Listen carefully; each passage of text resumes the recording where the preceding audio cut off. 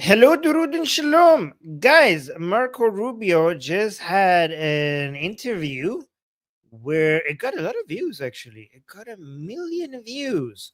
And given how much we like Marco Rubio, I thought I should watch this with you guys. Why watch it alone when I can watch it with you guys? You guys are my favorite people, especially the people who showed up at the beginning, because if you give it 30 minutes, then the crazy people will show up.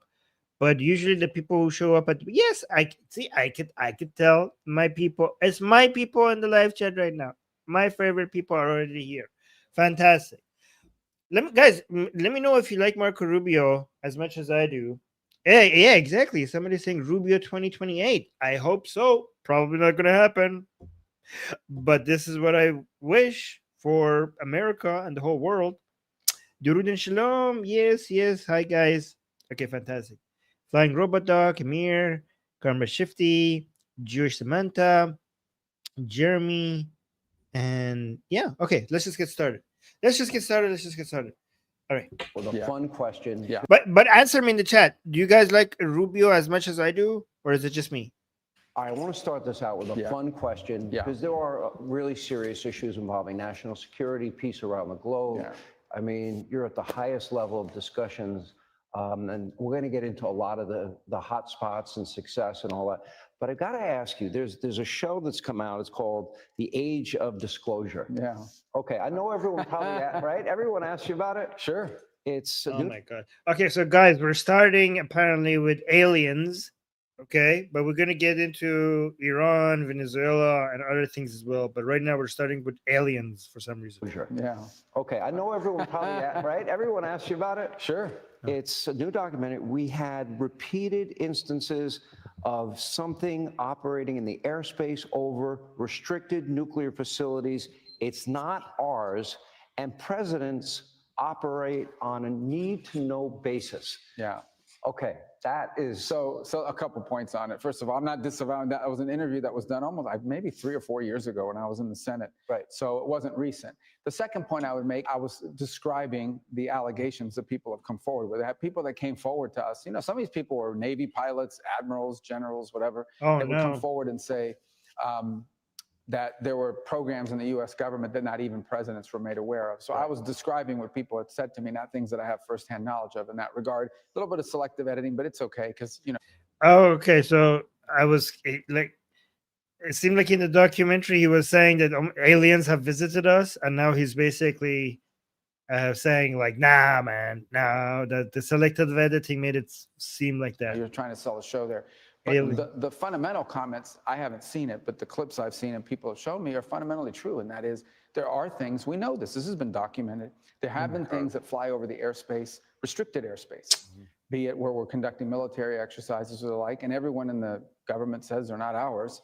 And so what I worry most about, just me personally, is that some adversary, another country, for example, has developed. Oh, okay. So not aliens. Okay, I was worried. I thought Rubio is going to be a conspiracy nut job, but he's not. Okay, so that's good. Like maybe it's an adversary. Okay, good, fantastic. Some asymmetric capability for surveillance or the like that we just are not prepared for. You know, we're looking for missiles and fighter jets, and they're coming at us with drones and balloons. Yeah. Remember, you know, when NORAD turned on the radars and started looking for balloons, all of a sudden they spotted a bunch of balloons flying overhead. 90% of them were innocent, you know, things. A couple of them were Chinese. And so, but we never look for balloons because our radars aren't trained for that. So that really was the point I was trying to do. Yeah, we dodged that one exactly. Karma shifting the chat. I thought he's gonna go with the alien conspiracy theory. He didn't. Okay, good. I can't comment on the rest of the documentary. It has, as I said, claims from people that were former admirals, naval fighters, people with high clearances in government. Some of them are pretty spectacular claims. I'm not calling these people liars. I don't have independent knowledge that what they're saying is true. The one observation I had is we had people that did very important jobs in the U.S. government who are saying these things. Guys, people with high level of clearance or intelligence or whatever, they could be cuckoo sometimes on certain things. People could be geniuses in one area and then completely cuckoo in something else. It happens. We have people with very high jobs in the U.S. government that are either A, liars, B, crazy, or C, telling the truth. And two of those three options are not good. People could be, again, they don't need to necessarily be completely crazy. They could just be crazy in some categories, in some topics. I don't know the answer. I don't have any point of, I don't want to call them liars. I just don't have any independent way to verify everything they said. Okay. I spent time, I've been talking to the mother of the National Guardsman that's in a hospital here in DC who's clinging to life. The issue of the vetting of Afghan nationals. We learned that so many of them had so many warning signs, and I'll put up on the screen the statistics. We took in 76,000. There were over 5,000 that never should have made it into this country. Right. We were assured repeatedly by the Biden administration that they had been vetted. There's no way that many of them could have been vetted. 886 of them, I'll put that on the Oh God, guys, that's a horrible ratio. That is a huge, okay, so see, when you say, oh, Armin, don't judge all people from Afghanistan by the action of one person. Okay, yes. But the point is that people from shithole countries are more likely, not all, obviously not all. I know people from Afghanistan that I really admire, actually. But on average, we're talking about averages. On average, shithole places produce shitty minds. And we're not talking about all, we're talking about a higher degree, a higher possibility of it happening. I mean, look at the ratios here. This is insane. Like, you don't, and these are supposed to be the people who were the best of them. And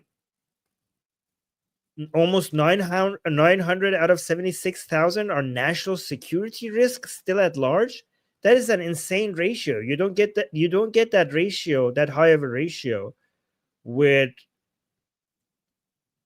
just normal people. And people say, like, well, but the majority are still good. Yeah, but majority, like, if you get even close to, obviously you're not going to get majority terrorists with any group of people,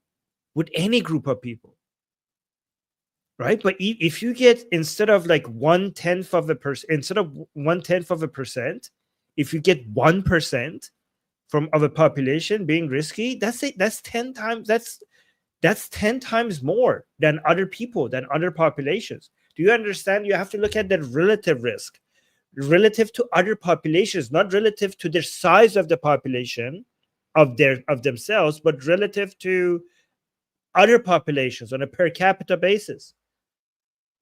Screen.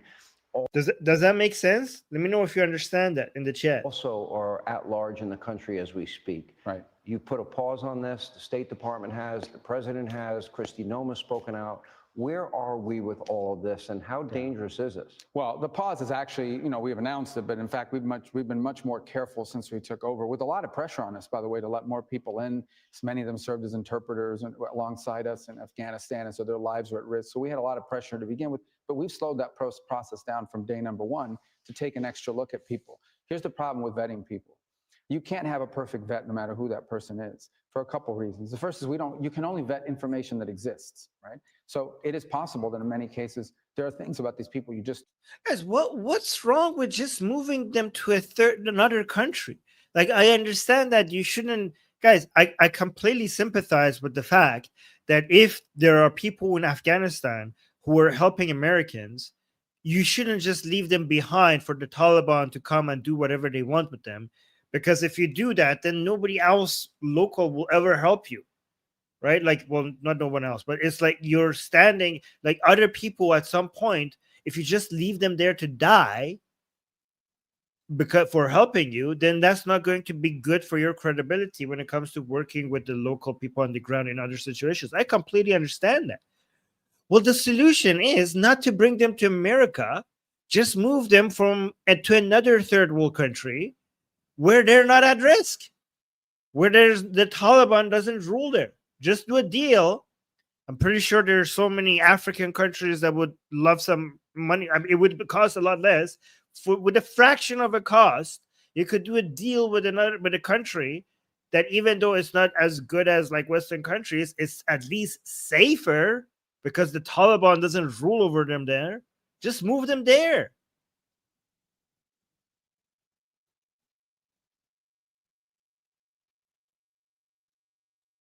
Oh yeah, and Asian American says, well, we do have unincorporated territories. Well, I don't know if that would work out, but yeah, maybe that as well. No matter how much you vet them, you just don't have certain information. And in some parts of the world where there's very limited documentation, very limited, you can't just go out and interview people in many cases because of the presence of the Taliban, etc. Well, then they shouldn't. If you can't vet them to that extent, then they don't belong to America. I'm sorry. And like, it's just so hard to vet them. Well, then don't bring them to America. It's just like, sorry, we cannot vet you. We'll just move you to somewhere else. Thank you for your service. Here's your new home. It becomes very difficult. The second thing you can't vet, you can vet what people have done in the past. You can't vet what people might do in the future. There's another dynamic at play here, and that is you could allow someone into our country who has no history of radicalization. Perhaps they even have worked with you in the past, but they are susceptible to radicalization once they enter the United States. Yeah, because their minds are ready. Like they grew up in a very unstable environment, so they're easier to radicalize.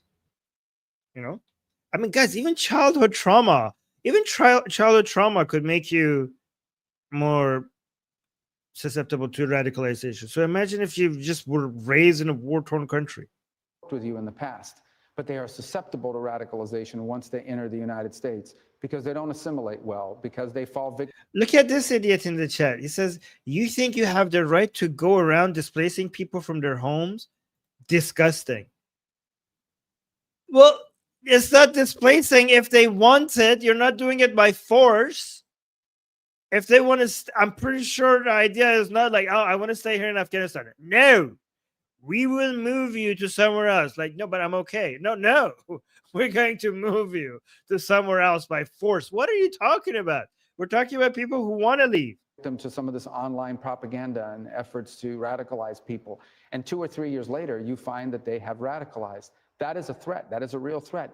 It is a threat for everyone. We have homegrown people in the United States born here that have been radicalized. But I do think it is a higher threat among people that come from cultures and backgrounds that make it harder for them to assimilate once they get into the United States, and that make them vulnerable to Arabic language, for example, propaganda by ISIS or Al-Qaeda or any of these other groups that are looking to radicalize people. So look, the bottom line is there is no effective way to allow hundreds of thousands of people to enter any country in the world and not face consequences. You take 100,000 people from anywhere in the world, and you're going to have some percentage of them that turn out bad. Either they turn into criminals or potentially terrorists. I think that threat is heightened when you come from places that have terrorist movements that would target these people for radicalization once they enter our country. Yeah, so don't bring them. Don't bring them here. Don't bring them into the US. It's really easy. It's just really easy, guys. If they're more likely to be radicalized, then they don't belong in the US. I'm sorry. If your life is at risk, there are other places. There are other places that we could move you to. Oh, there seems to be some misunderstanding. I call it the Trump Doctrine. I have my definition of it. Okay, I agree with the... Why did they even decide to... Can somebody explain to me? Why even bring them to America? Like, what is the... Like, why? Is there any arguments against the idea of not bringing people from Islamic countries that are more likely, even if they're not radical, then they're more likely to become radical compared to other people? Like, why do this to yourself? And why even bring them at such large numbers that you can't even vet them properly? Can anybody explain like why? I have my definition of it. Okay, I agree with the president. I don't want America involved in forever wars ever again. I agree with that part. But that does not mean isolationism. I don't want my government to be involved in forever wars. Guys, there will always be war, and the world superpower will somehow be involved. What do you mean? As long as there's humanity, there will be war. And if you are the world's superpower, you will somehow be involved. There's no avoiding that. What are you guys talking about? Ever again. I agree with that part, but that does not mean isolationism. There seems to be a group of Americans that misinterpret what the president means. As examples, in his first term, he wiped out the ISIS caliphate. He took out Soleimani on that tarmac. He took out Baghdad. Best thing Trump has ever done. The best thing Trump has ever done. I mean, I'm biased because I'm Iranian, but honestly, one of the best things that he has ever done. Anybody disagrees with that? The killing of Qasem Soleimani by Trump, 10 out of 10. 10 out of 10. He wiped out the ISIS caliphate. He took out Soleimani on that tarmac. He took out Baghdadi and associates. He dropped the mother of all bombs on Afghanistan. You know, I don't know how anybody could think the world's not a safer place by taking out Iran's nuclear sites. That's not isolationism. That is American force used for good. And 12 days later, Israel and Iran stopped fighting. Well, the way I would describe it, it's not isolationism. It's also. Well, I mean, we didn't want them to stop fighting. We wanted Israel to continue fighting against the Islamic Republic. So, because they were doing just so good. Honestly, like he just put one of the best things Trump has ever done right next to one of the worst things that Trump has ever done. And he celebrated both of them. The killing of Qasem Soleimani is one of the best things that Trump has ever done. And getting involved in a 12-day war and then using that as an excuse to stop Israel from finishing the job, because Israel was doing really, really, really well. And at first, when Trump came in and was bombing Fordo and Natanz and the nuclear site in Isfahan, we were praising it because we thought, oh my God, they're helping Israel. But then we realized that now, they're doing this to basically say it's over now, go home, you don't need to continue the war. And the war was just going so beautifully. Israel was just hitting all the targets. They were almost done with also taking out the political leaders and maybe including even Khamenei, as Trump said himself. And Trump just stopped that. So that's actually probably one of the worst things that Trump has ever done. It is actually the worst thing that Trump has ever done. I mean, I'm biased again because I'm Iranian. Not adventurism, which is this argument that others have fallen into, that somehow there's a problem in the world and the only solution to it is for the United States to send military assets to go solve it. What the president has done is he has, number one, he defines what's in the core national interest of the United States. There's a lot of terrible things happening in the world. Not all of them are at our core national interest. Number two, he defines what the outcome he wants. And number three, he takes actions that are very specific and limited to getting the outcome that's good for us. But by the way, guys, I bet Rubio doesn't like a lot of what Trump does. Okay. So but he thinks that as, part of the cabinet of Trump, he needs to defend Trump. He's doing his job. But I bet you that based on what I know about Rubio would prefer supporting both Ukraine and Israel way, way, way, way, way, way, way, way, way more than Trump. What do you guys think?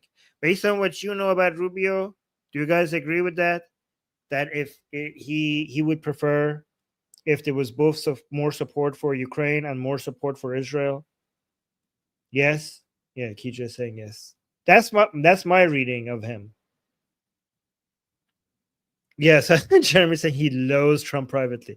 I think for these reasons, sometimes I think he does for these exact two reasons. Yeah, much harder approach for sure. This is why we love it. This is why we love him. Outcome he wants. And number three, he takes actions that are very specific and limited to getting the outcome that's good for our country. So the case in point is Iran. Iran had these nuclear facilities. We know what they were. We've known what they were for a long time. And the president conducted a precise campaign. It wasn't a prolonged war. It was a 24-hour operation. B-2 bombers left the mainland of the United States, came over a defined target, dropped payload, 14 missiles or 14 rockets right into the holes of those facilities. The bunker busters turned around and went home. And that's it. It didn't involve 5 days of fighting. It didn't involve 15 days of fighting. It involved ground troops for 6 months. He had a goal. The goal was we were going to destroy this nuclear facility. We were going to obliterate it.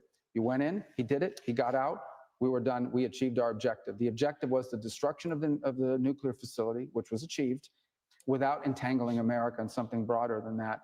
That's a great example of the limited and strategic and focused. Let me see. We got a super chat by Crypto Fanatic saying, "Did you see how beautifully the Supreme Leader praised women on X yesterday?" And you're saying, "Oh my God, you fell for that?" And you're saying the regime and Islam is anti-woman. Oh, wow, Crypto! I think you're joking, right? Tell me you're joking. Tell me you're joking. Okay, so the man who has ordered the rape of women in prison for uh, for opposing the regime as a method of torture. Okay, that man just said a few things again to praise women, and you believe them. You think that you believe that you believe the Supreme Leader because he said that. I think you're joking. You cannot be that stupid. Nobody is that stupid because he said it. Yeah, so Iranian women are wrong. Iranian women who oppose the regime and they think that they're being oppressed by their government for being women, they're wrong. But Khamenei is pro-woman because he just said that.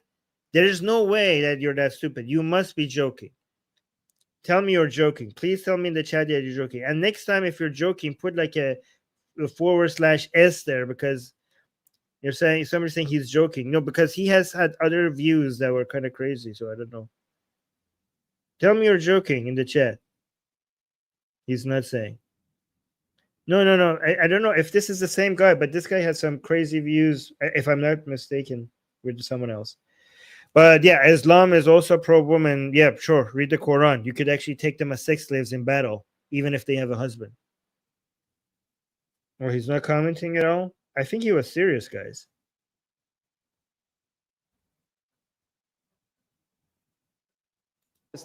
Use of American power to achieve something that's in our national interest. It was in our national interest not to have Iran have a nuclear program that can be turned into a weapons program that could one day threaten the United States. And the president found an opportunity to do something about it, and he did it. We talk a lot, and a lot of people talk in the Make America Great Again movement about America first. And I believe in America first, but I also believe that we have to have insight, wisdom, understanding that goes along with that. And it seems like every one of the examples I just gave you, where the president did use. No, the candidate is saying, Armin, you do have a hard time understanding sarcasm sometimes, but maybe he was serious. Yeah, but I know I have a hard time understanding sarcasm. But honestly, online, if you're doing sarcasm, you should do /s because online is generally hard to understand sarcasm. But I'm saying that because of this guy's history. So I'm not just basing it on nothing. Unless this is another guy with the same name. This guy has pro-Islamic Republic, anti-Pahlavi views. That's what I'm basing it on. It seems like every one of the examples I just gave you, where the president did use the might of the U.S. military, it's against radical Islam. And that threat, I think, when people are chanting death to Israel, when they're chanting death to America, specific threats against our country, I have not forgotten 9/11/01. Okay, can you speak less? I'll just ask your questions. We're here to hear Rubio, not Hannity. What is the nature of radicalism that maybe some people don't understand why it's in America's first interest? Because ultimately, all radical Islamic movements in the world identify the West writ large, but the United States in particular, as the greatest evil on the earth. And every chance they have, the notion. Ooh, guys, listen to that. I love the fact that he understands this. I love the fact that he understands this. Listen to this again. People don't understand why it's in America's first interest. Because ultimately, all radical Islamic movements in the world identify the West writ large, but the United States in particular, as the greatest evil on the earth. This is why a lot of Americans don't understand that Israel's enemies is America's enemies. In fact, you are their main enemy. Israel is just in the way. A lot of Americans, anti-Israeli Americans, think that, we didn't used to have these enemies until Israel came along and Israel created these enemies for us. No, you fucking idiots. You are the main target. America is the main target. Israel is just in the way. This is something that Rubio understands very well. And every chance to have the notion that somehow radical Islam would be comfortable with simply controlling some province in Iraq or Syria is just not borne out by history. Radical Islam has shown that their desire is not simply to... By the way, it's not radical Islam, it's just Islam, but it's fine. Borne out by history. Radical Islam has shown that their desire is not simply to occupy one part of the world and be happy with their own little caliphate. They want to expand. It's revolutionary in its nature. It seeks to expand and control more territories and more people. And radical Islam has designs openly on the West, on the United States, on Europe. We've seen that progress there as well. This guy gets it. This guy gets it. Guys, Americans, make him the president. Make him your president. Openly on the West, on the United States, on Europe. We've seen that progress there as well. And they're prepared to conduct acts of terrorism. In the case of Iran, nation-state actions, assassinations, murders, you name it, whatever it takes for them to gain their influence and ultimately their domination of different cultures and societies. That's a clear and imminent threat to the world and to the broader West, but especially to the United States, who they identify as the chief source of evil on the planet. Okay. Exactly. And guys, we actually discussed this in our discussion group. The reason a lot of people don't understand, but why? But why? Why do they hate us so much? Anybody in the chat? Why do these Islamists hate America so much? Why America especially? Anybody understands this? Anybody knows? Guys, I grew up in Iran, and everywhere in our school, in our cartoons, on the walls, it always introduced Israel as the little Satan and America as the big Satan. But why do they hate us? Why do they hate you? Why do they hate the West as a whole? But mostly America. Anybody know? The people who in our discussion group know. The reason is it's not about America. It's about the modern world order that is stopping them from bringing out the caliphate, and they consider America to be the power that is holding the world order together, this modern world order together. And they are not wrong. They're not wrong. If you want to bring in, guys, it's not about bringing a new religion. Islam is not just a religion, it's a world order. If you do not understand this, you do not understand what's happening. Islam is not just a religion, Islam is a world order. And that's why it needs to compete not with other religions, but with the current world order.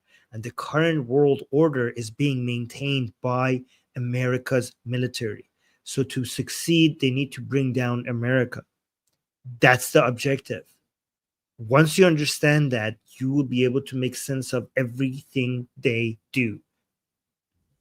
Okay, let's continue. The reason why they hate the Kingdom of Saudi Arabia, the leadership of the UAE, of Bahrain, is because they've allowed the United States to partner with them. That's why they hate them. They consider them infidels for it. They hate Israel. But they also hate America, and they hate anywhere in the world that we have influence. They seek to attack it, including here in the homeland. If you look at the domestic terrorists, at the attacks that have happened here domestically, the overwhelming majority of them have been inspired by radical Islamic viewpoints. And that includes the shooting in the Pulse nightclub in Orlando, Florida. That includes the Saudi pilot in Pensacola, my home state, 2 attacks that people seem to have forgotten. Also my home state. I know it is. Congratulations on You were my senator for a while. I was. You got promoted. So that's what these attacks represent. They act like flags and a rallying cry and an ad campaign. A lot of people think that they're doing some terrorist attacks here or there to just kill a whole bunch of people.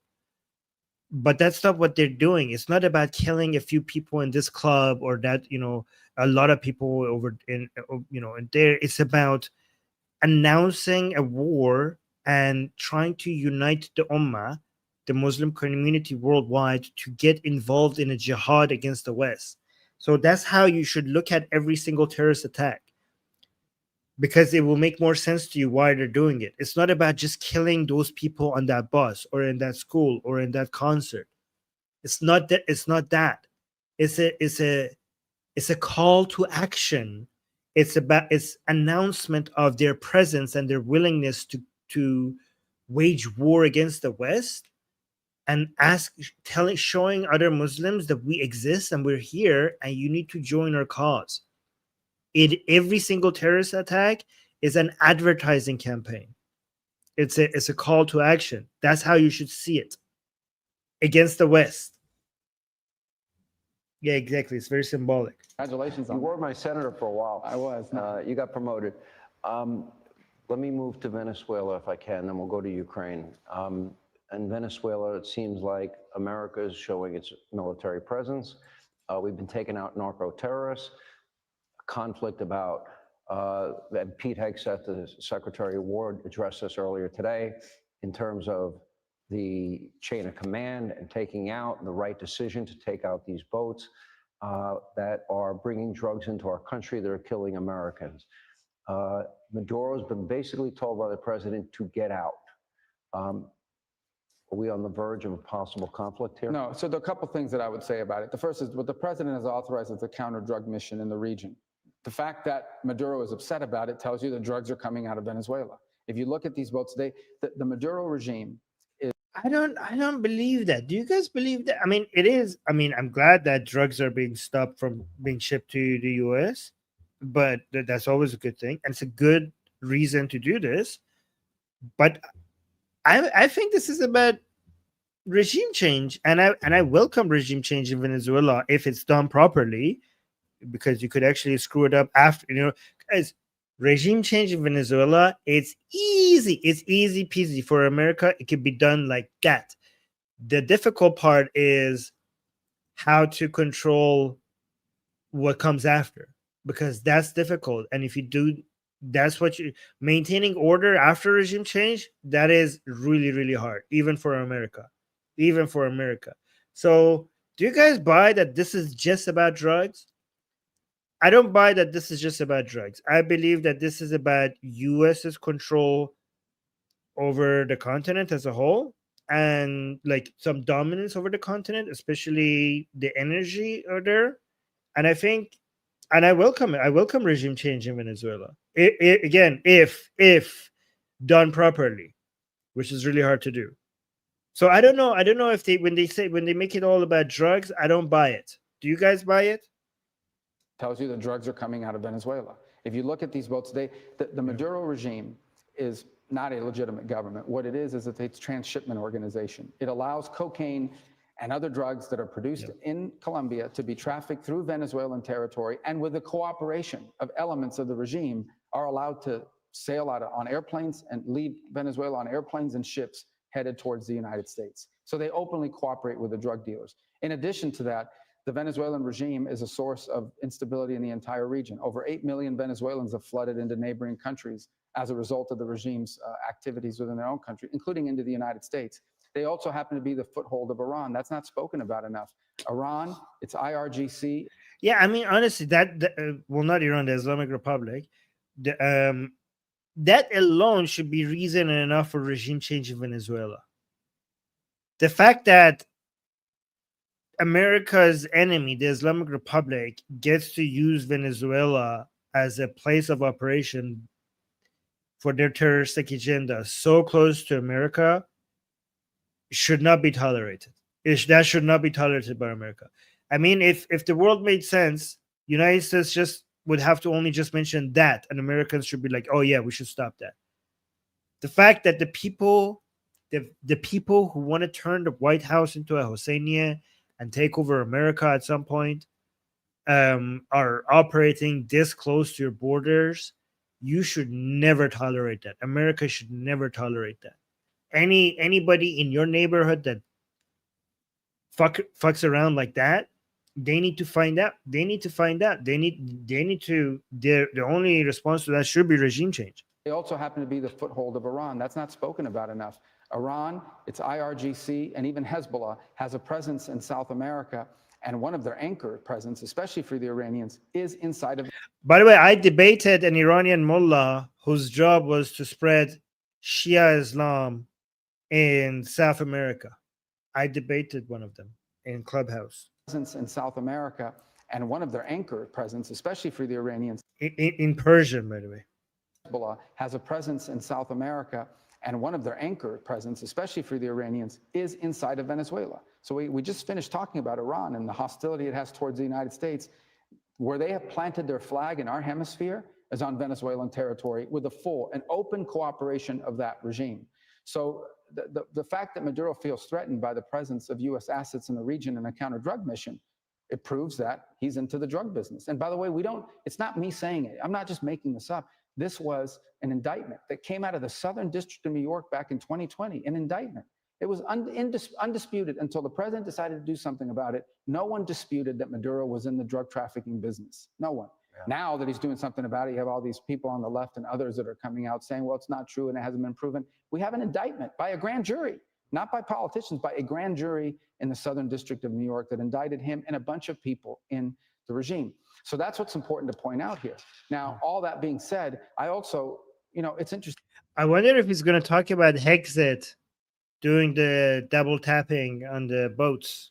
If an aircraft carrier of the United States was deployed off the coast of Japan, or was the coast in the Pacific somewhere, or was deployed in the Mediterranean, or in somewhere off the coast of Europe, everybody would be happy because it would show America's commitment to our security partnerships that we have around the world. But somehow if an aircraft carrier and our naval assets are deployed in our own hemisphere, that's problematic.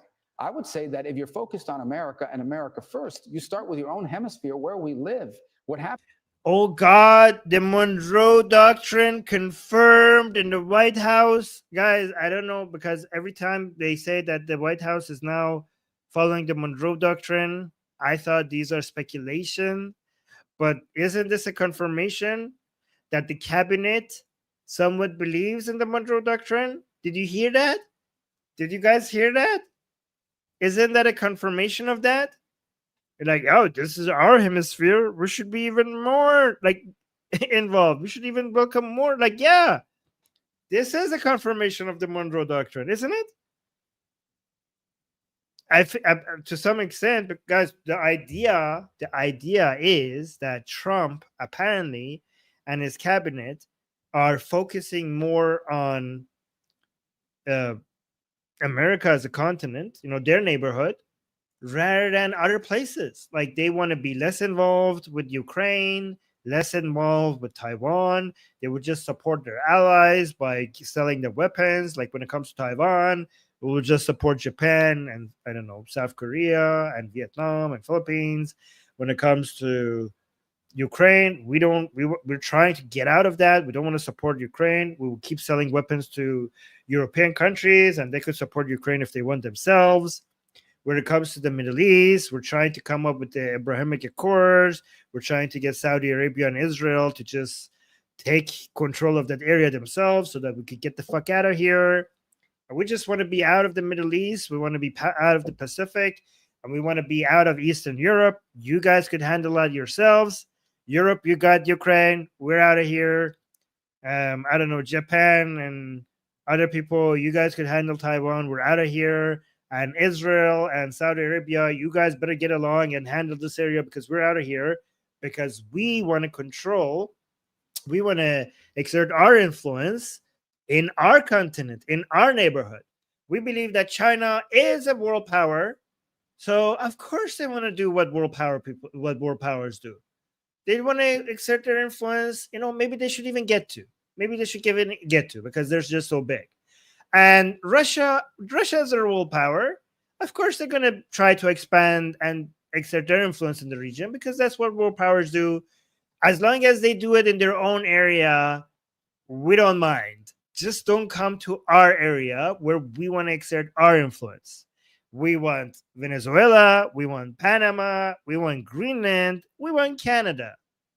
Okay, this is what we want. But because this is us, we're the big boys here, and this is our area. So that's the mindset I think that they have to some extent. I mean, I exaggerated a bit, but you get it. And this is what Rubio is saying. If you're look at this. The regime. So that's what's important to point out. Listen. Here. Now, all that being said, I also, it's interesting. If an aircraft carrier of the United States was deployed off the coast of Japan, or was the coast in the Pacific somewhere, or was deployed in the Mediterranean, or in somewhere off the coast of Europe, everybody would be happy because it would show America's commitment to our security partnerships that we have around the world. But somehow, if an aircraft carrier and our naval assets are deployed in our own hemisphere, that's problematic. I would say that if you're focused on America and America first, you start with your own hemisphere where we live. What happens here, I'm not saying things that are happening halfway around the world are not important. I'm saying what happens in our hemisphere impacts us faster and more deeply than something that's happening halfway around the world. By the way, guys, Trump has a history of many times not following through, right? So this might be a bunch of nothing burger, okay, like nothing at all.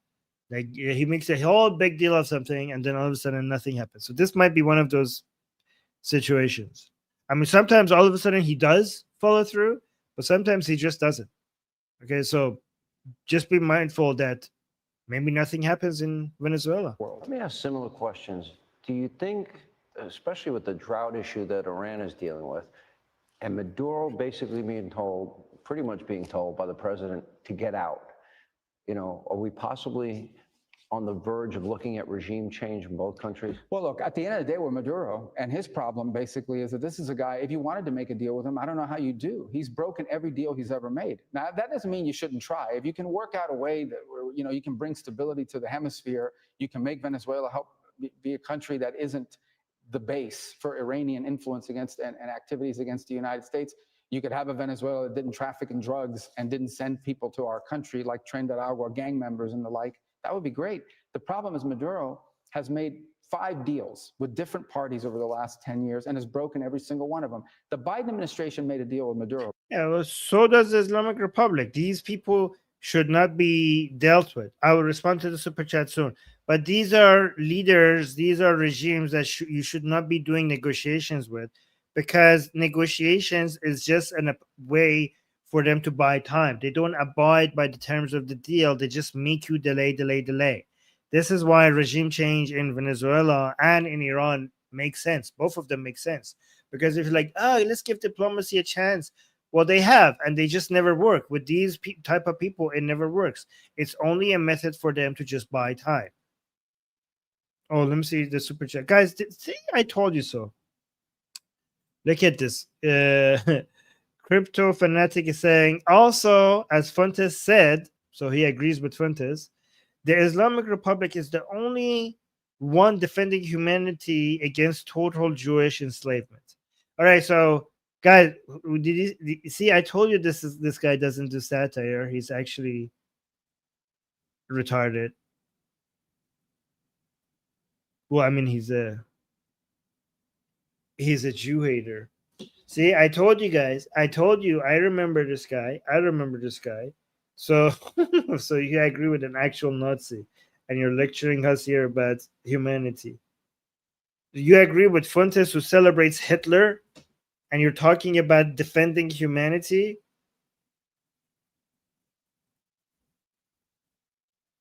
Yeah, he's tripping. Yeah. The Islamic Republic is the only one defending humanity against total Jewish enslavement. I mean, the fact that you think that there is a chance for total Jewish enslavement shows that you're not very high IQ. No one talks about this. He made a deal with Maduro. He was the total Jewish enslavement. I love how people who are pro-Islamic Republic just demonstrate how stupid they are. It's just so good.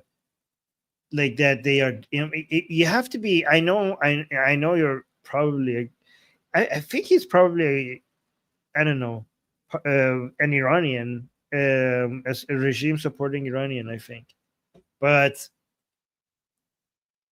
the fact that they come and talk about saving the world from Jewish enslavement, they just shows that they just live in a different fantasy world. Like they are just not with us. They are not with us. They live in a parallel universe from us. Deal. Maduro asked that his nephews, convicted drug traffickers, be released from U.S. prisons. He asked that his chief money launderer, his money man, his bag man, be released from U.S. custody before he stood trial. In exchange, he promised to hold free and fair elections. He got the nephews back, the drug dealers. He got the bag man back, and he never did the free and fair elections. They stole the elections. They stole the elections. They suckered See, exactly. That's why you should never trust any of these guys. These type of people, the only thing they understand is bombs. So just bomb them. Just bomb the shit out of them. That's the only language they understand. If you sit at a table with them, you have already lost. The only message that these people should be receiving is with missiles, nothing else. There's nothing else that works with these type of people. Nothing else. Every time you want to do diplomacy, they just buy time, they recover from whatever damage you previously inflicted upon them, and then they violate the terms of the agreement, and they laugh at you for believing that they would even abide by them to begin with. So every time you sit at a table with them, you're a fool. You're buying them time. You're giving them the ability to recover. The only thing you need to do with these people. What happened to, we don't negotiate with terrorists. Same principle applies here. You just bomb these people. That's all you do. You just bomb them. And you deal with the consequences after. Joe Biden, they're not going to succor Donald Trump. And so that's really the fundamental problem we have here. I think the president is a unique figure in modern American history. He's prepared to sit down and meet and talk to anybody. Okay. He just met the other day with the president of Syria, who has, an interesting past, to say the least, in terms of his past activities. He's willing to meet with Putin. He's willing to meet with Xi. He's willing to meet with Kim Jong-un like he did in the first term. He's willing to meet with anybody. But at the end of the day, there has to be somebody that you can actually make. Yeah, he's actually too willing to meet with people. Trump, that's the problem with Trump. He's too willing to meet with people that have demonstrated over and over and over again that there is no point talking to them. Right? He's willing to talk to Putin, and he's willing to talk to the Islamic Republic. So he has saved the Islamic Republic from Israel's wrath by deciding to just sit down and talk to them instead of letting Israel finish the job. He did in the first term. He's willing to meet with anybody. But at the end of the day, there has to be somebody that you can actually make a deal with. We've made a deal with the Chinese, but Maduro's never kept a deal. That doesn't mean the president won't try. It doesn't mean we shouldn't try. It should mean that you wouldn't try. It should mean that you don't try. It's basically, isn't that the definition of insanity, to just continue trying something that has never worked? You tried, and you have demonstrated that this method does not work. Why would you try again? That is the very definition of insanity. Look at this. Listen to this. To meet with anybody. But at the end of the day, there has to be somebody that you can actually make a deal with. We've made a deal with the Chinese, but Maduro's never kept a deal. That doesn't mean the president won't try. It doesn't mean we should. Yeah, if he never kept a deal, then why wouldn't you say it doesn't mean that the president won't try? Why? But why not? It should mean that. What the fuck? Shouldn't try. Let me ask you, maybe you spent the most time, and the president's been clear that he thought Russia-Ukraine might end up being the easiest peace deal. You know what? I should be interviewing. If you're not asking these tough questions. Like if I was Hannity, I would like, well, then why try then? Then why try? If you have demonstrated that they don't abide by the terms of the agreement, why would we even talk to these people instead of just annihilating them? Why are we trying that? Why don't we just go straight to that option? Like that's what I would have been asking. I would have been a better interviewer. These are not good questions.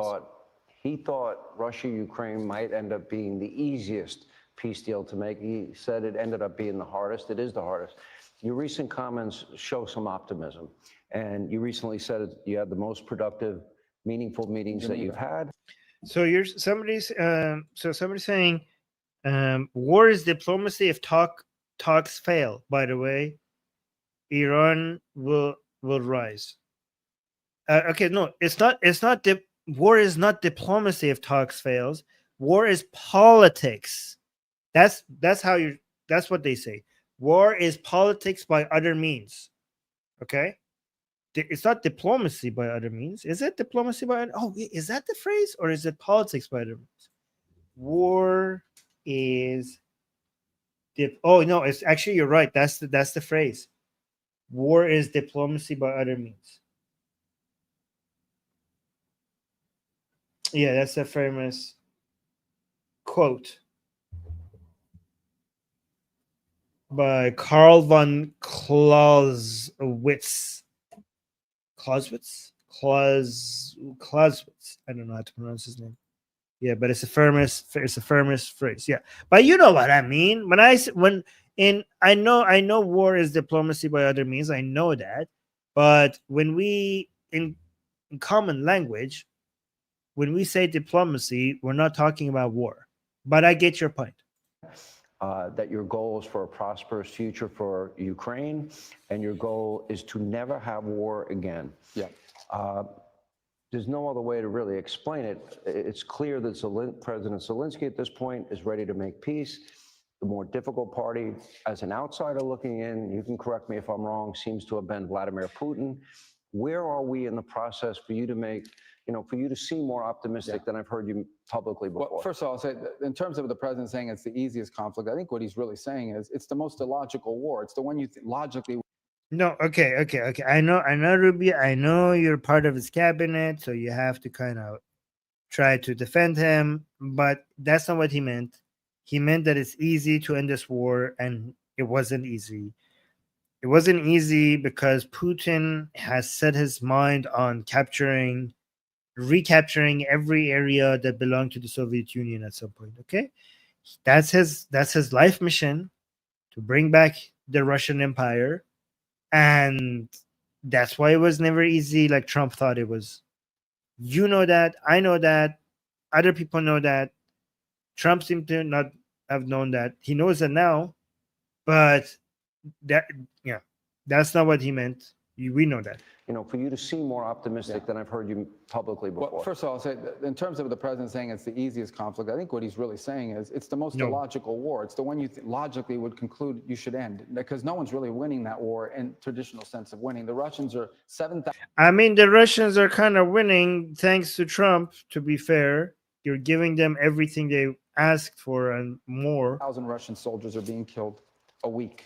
Okay, 7,000 is more. Yeah, they don't care. You're like, it's the most illogical war because this many Russians are dying. I don't think Putin cares. Guys, am I wrong about this? Do you think Putin cares about how many Russians are dying because of this war? I don't think he gives a shit. 7,000 Russian soldiers are being killed a week. Okay, 7,000 is more than what we lost in some of the wars we fought in its entirety. They're losing 7,000 soldiers a week just on the Russian side. Not to mention the destruction on the Ukrainian side. What they're literally fighting over now is about 30 to 50 kilometer space in the 20% of the Donetsk region that remains. And so what we have tried to do, and I think have made some progress, is figure out what can the Ukrainians live with that gives them security guarantees for the future. They're never going to be invaded again, allows them not just to rebuild their economy, but to prosper as a country, be a country. Yeah, the deal that you're making them sign, I mean, Trump is making them sign, limits the size of their army. So how is that a guarantee for, like, Putin is like, are you kidding me? You're giving me a whole bunch of Ukrainian land, even the parts that I haven't even fought for, and you're limiting the size of Ukraine's military, and they can never join NATO. This is just going to give me a resting period while I'll recover from all my losses, and they can't. And then I will just abide by this agreement until I'm recovered enough to go for round 2. This is the best deal for Putin, to just take a break while he recovers, and the terms of the agreement tells you that Ukraine cannot build his army. So this is the best, and obviously he would want to go for round 2. You're just tying Ukraine's hand to recover from their war, while Russia can recover from the war. Like, this is insane. This is an insane deal for Ukraine. That has an economy that grows, theoretically, doing the right things. In 10 years, Ukraine's GDP could be larger than Russia's. These are the kinds of things. Stop the war, What's the okay? Yeah, the GDP might be bigger, but the terms of the agreement says that they have to keep their military small, so they cannot spend it on their military. Make sure they never get invaded or attacked again. Protect Ukraine's long. You know how Ukraine could have made sure that they never get invaded? Do you guys know? By not listening to you guys and keeping their atomic bombs. You know, this whole invasion is happening because they listen to you guys. They give up their nuclear bombs. They already did a deal with Russia. Ukraine already did a deal with Russia. Like, how about we give up our nuclear weapons, and you just promise that you don't never invade us? And we're like, okay, sure. Why not? Sure. And they gave up their nuclear weapons, and then Russia invaded. So why should they listen to you again? What the fuck? Again, this is exactly like dealing with Hamas or Hezbollah or the Islamic Republic. People are like, if we do this, will you pinky promise? Will you just pinky promise that you will never do this? And then the Islamists are like, are they fucking serious? They're actually making us this offer to back off for a promise? Like, sure, we promise. Okay, fine. They're falling for it again. Guys, this is supposed to be a Biden response. This is supposed to be a Biden administration response. These appeasements, this kind of, oh my God, so beta. Like, yeah, everybody's becoming beta. Biden, Trump, everybody. Oh, we got a super chat. Finally, a sane super chat. Karma Shifting saying czars and Soviet leaders never cared about the people. Guess it is in the family. Well, I mean, we don't want to be anti-Russian, though. Like, yeah, I mean, anti-the Putin, sure, it's in the family. Yeah, I'm pretty sure. Well, I don't know, actually. The polls show otherwise. If there's, anyways, I'm going to stop talking. But thank you, Karma Shifting. Okay, let's continue. Standing and long-term sovereignty and independence, so that they don't become a puppet state. They're actually independent and sovereign, and allow their economy not just to recover, but to prosper and turn it into a story of prosperity. That's what we're trying to achieve here. So what can Ukraine agree to, given all the dynamics that I've just described? They shouldn't agree to anything. They should keep fighting for their country. They want to. I mean, it's not even a matter of should. That's what they want. They want to continue defending their country. They know Putin more than Americans do. They know that any form of ceasefire is just a surrender. They know that there's no agreement that they could sign that will just stop Putin. They know that such a thing doesn't exist. They know that the man is set on capturing their entire country and more.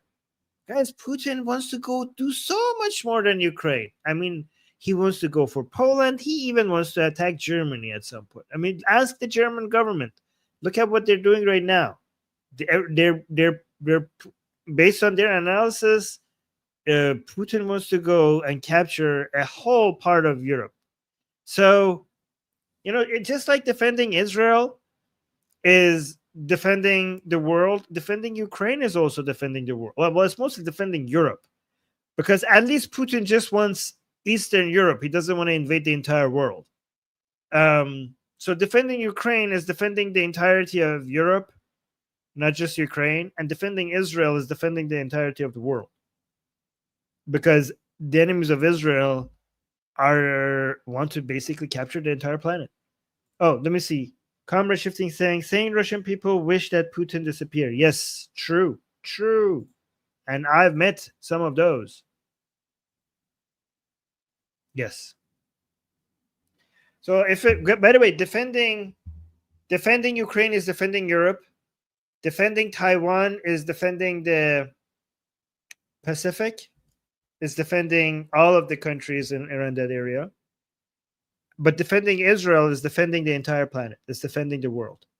Because China doesn't have a world domination mindset. It's not trying to capture the entire world. It's just trying to become a superpower in their own region. Russia doesn't want to capture the entire world. They just want to be an imperialist empire in their own region. So that's why defending Ukraine is defending Europe, and defending Taiwan is defending Japan, South Korea, Vietnam, Philippines, and all those countries in those regions. But defending Israel is basically fighting against the enemies of the entire planet. By the way, I think all of these three countries should be defended by the whole world. Taiwan, Ukraine, and Israel. What do you guys think? Do you guys agree with that? I think Taiwan, Ukraine, and Israel should be defended by the entire world, the entire civilized world, at least. And what will Russia agree to? And at the end of the day, it's not up to us. It's not our war. We're not fighting it. They're not American soldiers. It's on another continent. We are engaged because we're the only ones that can. European countries, there's no one else in the world that can do this. The Chinese can't do it. The only leader in the world that can talk to both sides and make a deal of a deal as possible is President Trump. And he's been very patient. He's dedicated. Yeah, let's give credit to Trump.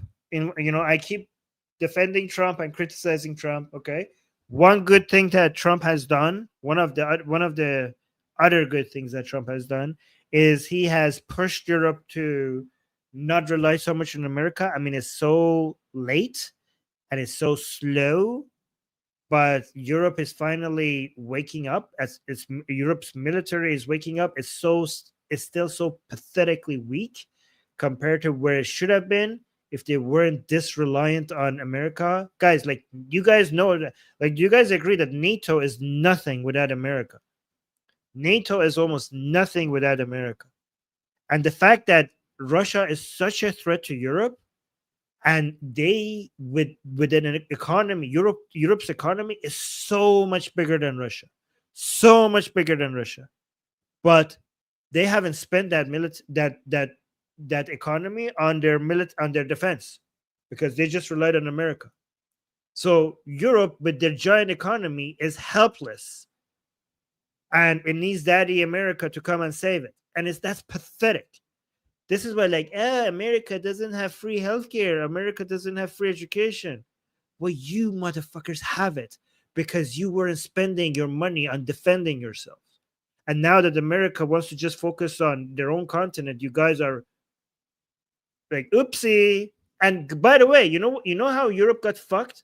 Other than the mass migration that they're just allowing their country to get destroyed that way. Other than that, the problem is now that they realize, holy shit, we are so unarmed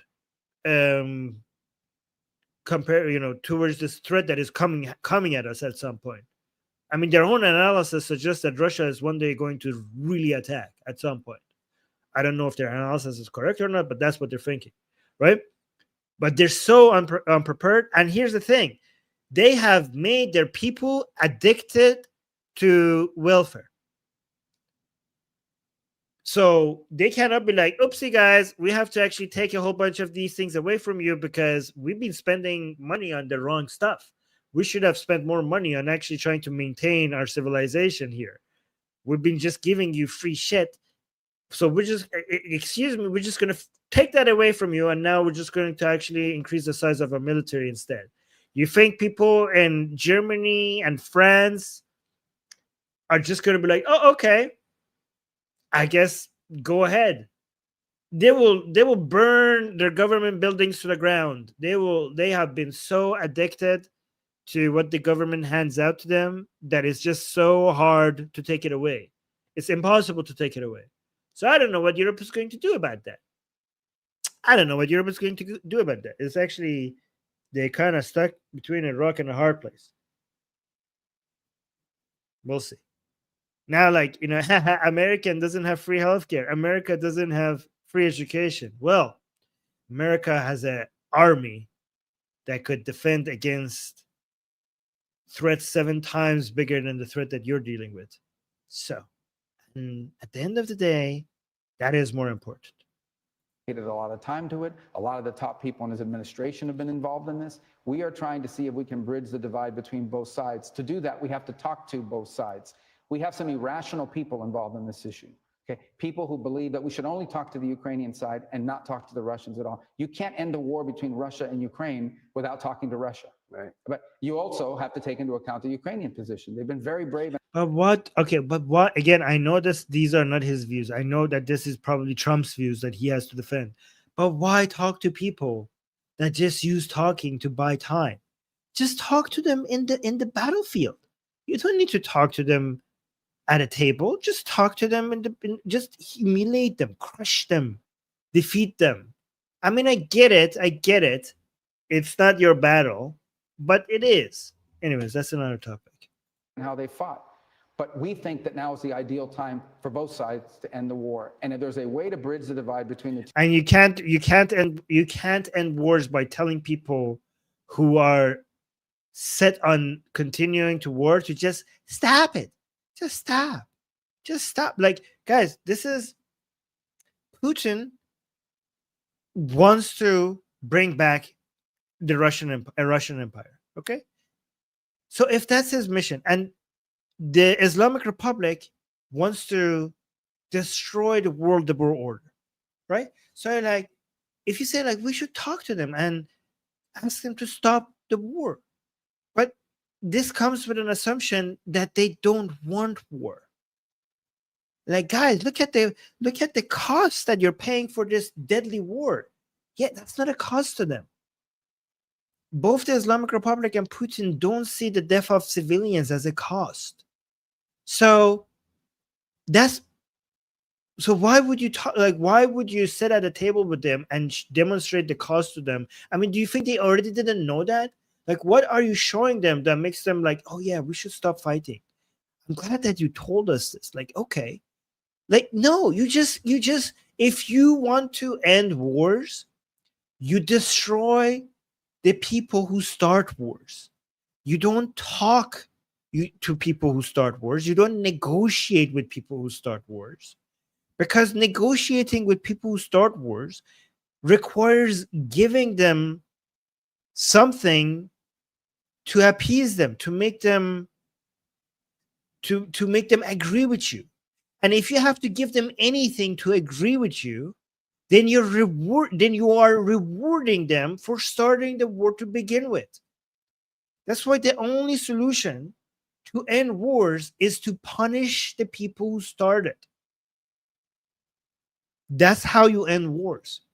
And you punish them by waging war, a more aggressive war than the one they started against them. And that's not just, and by doing that, you're not only ending them, you're also sending a message to everyone else that if you start a war like this, we're not going to sit at a table and give you things so that you stop the war, because that would be providing incentive for other people to start war. We're not going to do that. We will just come and crush you, and we will just piss on your graves. That's what we will do. Two sides, we're the only ones in the world that can do it, and that's what we're trying to do. Ultimately, it's going to be up to them. If they decide they don't want to end the war, then the war will continue. Yeah. But we're going to try to bring it to an end, and I think the president should be commended for that, not attacked for it or criticized. Some of these people have this notion that our policy should be just continue to fund Ukraine an unlimited amounts for as long as the war takes. That's not realistic. That's not reality. And that's not going to happen. And we've been saying that for a long time. Well, you can't sustain the scale and scope of it. And I also think it's realistic for Russia to continue this war for 4 or 5 years. I would have thought on paper. Yeah, because Putin is such a realistic guy. Who gives a shit that is not realistic? These people live in a different universe. They're not here with us. Like, you cannot speak to these people based on, rationality as we understand it, based on the world that we live in, based on the costs and consequences that we value. Their value system is completely off. Like, it's not even close to what we understand as cost or consequences. So telling them that, like, oh my God, this war is not good for you. You don't understand how they even define good. If you talk to them like that, you don't understand what good and bad means to them. Of it. And I also think it's realistic for Russia to continue this war for 4 or 5 years. I would have thought on paper that Russia would have rolled over them in 3 weeks. And wow, the president at one point said... What people forget, Sean, is that at some point in this war, Russia controlled substantially more territory in Ukraine than they do now. The Ukrainians, if you look at what that map looked like in March or April after the invasion, or May, 3 months after the invasion, and what it looks like now, the Ukrainians have pushed the Russians way back from where they were. So they've already achieved tremendous things because of their bravery, their courage, and how hard they have fought. But there's also the reality. This has now become a war of attrition. And sadly, the Russians have shown their willingness to sacrifice 7,000 soldiers a week. Crazy. In an effort to achieve this. Putin a couple weeks ago said, It may take long. We are going to achieve our objectives. It may cost more and take longer than we wanted to, but we will get it done. And so I actually think that's their mentality. And what we're trying to see, is it possible to end the war in a way that protects Ukraine's future, that both sides could agree to? That's what we're trying to find out. And I think we've made some progress, but we're not there yet. How confident are you? Last question. It's hard to tell about confidence level on it, because ultimately, the decisions have to be made in the case of Russia by Putin alone, not his advisors. Only Putin can end this war on the Russian side. So I think we're going to explore. We have tried to bring both sides together and see what proposals we could come up with that both sides could live with. We're going to do everything we can to make it work. That's what we've been doing for 10 months. That's been our aim and our goal here the entire time. I think we've made some progress. We've gotten closer, but we're still not there. We're still not close enough. But that could change. I hope it changes. Hey, Sean Hannity here. Hey. Wait, I'm gonna check the super chat, but before I do that, let's look at Marco Rubio at his best, because this, guys, how many of you have seen this video of Marco Rubio? How many of you have seen this? This is him at his best. I love him in this video. This was, have you guys seen this?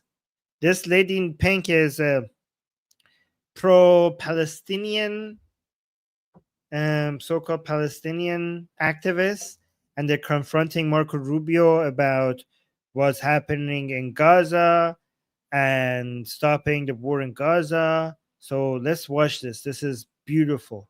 Oh, some people are saying have not seen it. Okay, so just pay attention, because this is a masterclass in how you respond to the Palestinian lunacy. Just watch this. This is amazing. And he's like on the spot. He just comes with the best response. Watch this. Senator Rubio, will you call for ceasefire? No, I will not. Gaza? On the contrary. Rubio, Are you filming it? wait, So I want you guys to get this. I want them to destroy every element of Hamas they can get their hands on. These people are vicious animals who did horrifying crimes. And I hope you guys post that. And what about the civilians that are being killed every day? Hamas should stop hiding behind civilians, putting civilians in the way. Hamas knew that this was going to lead to this. So Hamas has stopped building their military installations underneath hospitals. So you don't care that 15,000 have died? You don't care about the babies that are being killed every day? Horrifying. I think it's terrible, and I think Hamas is 100% to blame. That's what I think. Make sure you post that, please. One more time. Okay, so she's saying, Senator Rubio, will you call for a ceasefire? One more time. This is the Rubio that I love. Senator Rubio, will you call for ceasefire? No, I will not. Gaza? On the contrary. Rubio, are you filming it? Wait, so I want you guys to get this. I want them to destroy every element of Hamas they can get their hands on. These people are vicious animals who did horrifying crimes. And I hope you guys post that. And what about the civilians that are being killed every day? Hamas should stop hiding behind civilians, putting civilians in the way. Hamas knew that this was going to lead to this. So Hamas has stopped building their military installations underneath hospitals. So you don't care that 15,000 have died? You don't care about the babies that are being killed every day? Horrifying. I think it's terrible, and I think Hamas is 100% to blame. That's what I think. Make sure you post that, please. Make sure you post that, please. Perfect. Absolutely perfect. And they did. All right, let me actually look at the super chat again, but it's by this Jew hater in our chat. Let me see. Saying the longest serving judge on Europe's top human rights court said they are the central enemy of it. Why are you such a coward? Why don't you just mention what you're trying to say? Why are you putting it in the 3 parentheses instead of just saying Jews? If you want to be a Jew hater, why are you just such a coward? Why are you so pathetically scared? Like, you guys act so tough speaking the truth, and you can't even just mention the name Jews? Are you this scared of them? By the way, for people who don't know, when they use 3 parentheses, they mean Jews. Why are they so pathetically weak, these kind of people? Saying the longest serving judge on Europe's top human rights court said they are the central enemy of Western civilization. Totally true. Google it. And direct descendants of Neanderthals. Okay, and what? What's your point? Some Jew hater said something, so it's true?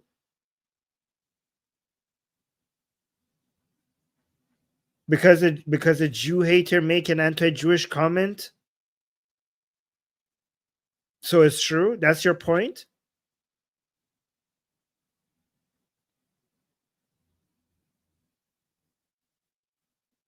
That's the best you got. That is a guy said that. Is this an appeal to authority? Longest serving. I mean, the fact that somebody in a human rights court said such a thing is actually more of a. I mean, it's a more of an indication of the state of our human rights institutions, our international human rights institutions, more than any facts about the Jews. Unbelievable. All right.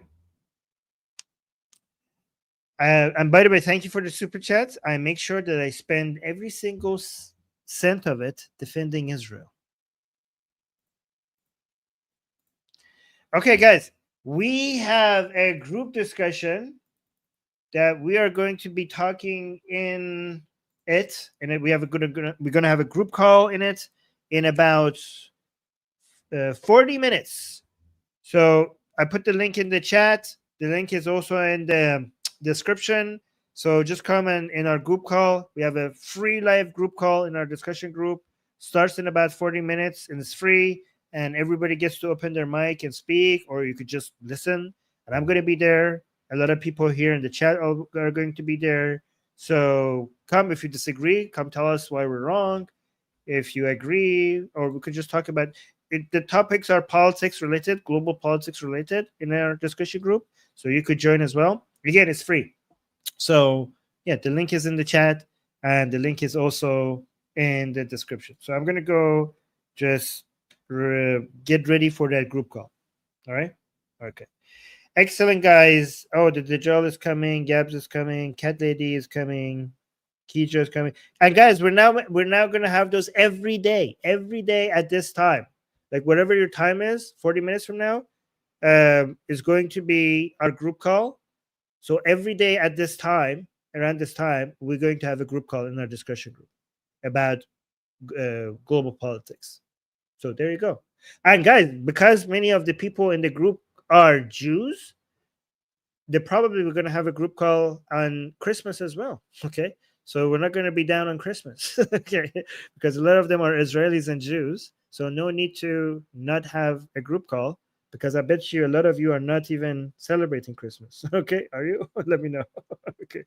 All right, guys. I'm going to go and talk to you guys there. Don't forget to like. Don't forget to follow. And yeah, see you guys same time tomorrow. I'm Israel Chai, Javicha. Mwah.